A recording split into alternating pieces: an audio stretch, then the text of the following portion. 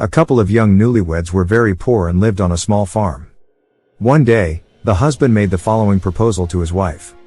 "Honey, I will leave the house. I will travel far away, get a job, and work hard in order to be able to come back and give you the comfortable life that you deserve. I do not know how long I will stay away. I only ask one thing, please wait for me, and while I am out, you should be faithful to me because I will be faithful to you." So the young man left. He walked for many days until he found a farmer who was in need of someone to help him. The young man came and offered his services. He was accepted. Therefore, he discussed the terms with his boss. "Let me work for as long as I want, and when I think I should go home, please release me of my duties. I do not want to receive my salary. I ask you to save it for me until the day I leave. The day I decide to go, please give me the money, and I will follow my path." They agreed to that. So the young man worked for 20 years without holidays and without rest. After 20 years, he came to his boss and said, "Boss, I want my money because I am returning to my house." The boss replied, "All right, after all, I made a deal with you, and I will stick to it. However, before you go, I want to offer you something new. I will give you all your money and send you away, or I will give you 3 pieces of advice and send you away. If I give you the money, I do not give you the 3 pieces of advice. And if I give you the 3 pieces of advice, I will not give you the money. Now, go to your room and think about your answer." He thought for 2 days. Then he went to the boss and told him, "I want the 3 pieces of advice." The boss stressed again, "If I give you the 3 pieces of advice, I will not give you the money." And the man replied, "I want the 3 pieces of advice."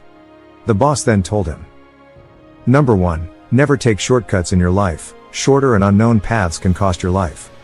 Number 2, never be too curious, for curiosity towards evil can be deadly. Number 3, never make decisions in moments of anger or pain, because when you repent, it could be too late." After giving him these 3 pieces of advice, the boss said to him, "Here you have 3 loaves of bread, 2 are for you to eat during the journey, and the last is for you to eat with your wife when you get home." So the man went on his way after 20 years away from home and from his wife, whom he loved so much. After the first day of travel, he found a man who greeted him and asked, "Where are you going?" He replied, "To a distant place, which is about 20 days away if I continue walking on this road." The man said to him, "Oh boy, this path is too long. I know a shortcut that is very safe, and you will arrive in 5 days only." The man began to follow the path suggested until he remembered the first piece of advice. Then he returned and followed the long path. Days later, he learned that the shortcut led to an ambush. After a few days of travel, he found a pension by the roadside where he could rest. He paid for the room, and after taking a bath, he lay down to sleep. During the night, he woke up after hearing a terrifying scream. He rose to his feet and went to the door to check on what had happened. When he was opening the door, he remembered the second piece of advice.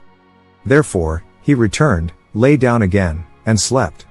At dawn, after having his breakfast, the owner of the lodging asked him if he had not heard the scream at night. He affirmed that he had heard.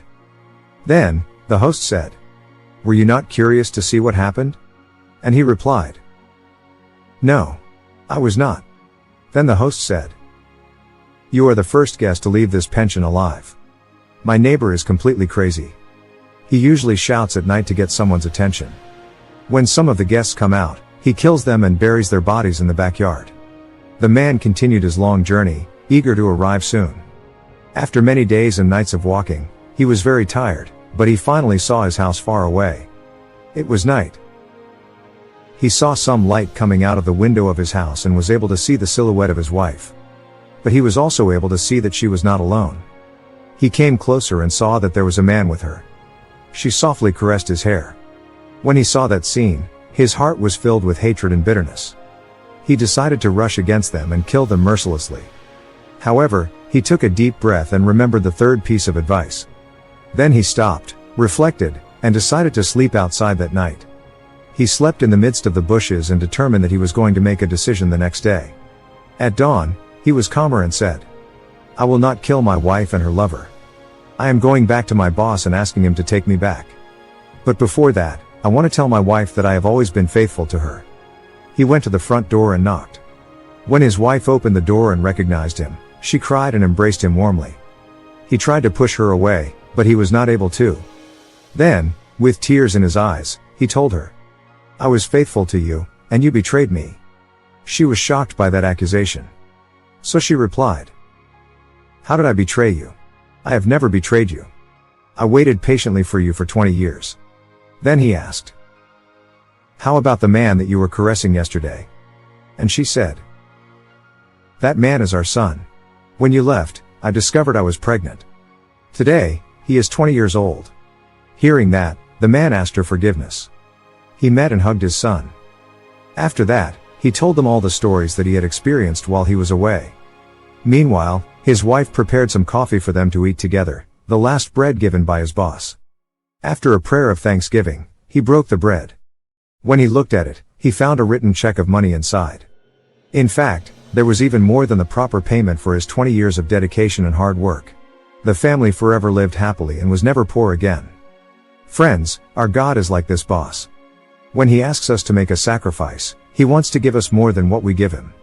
He wants us to have his unique wisdom as well as material blessings. So act accordingly.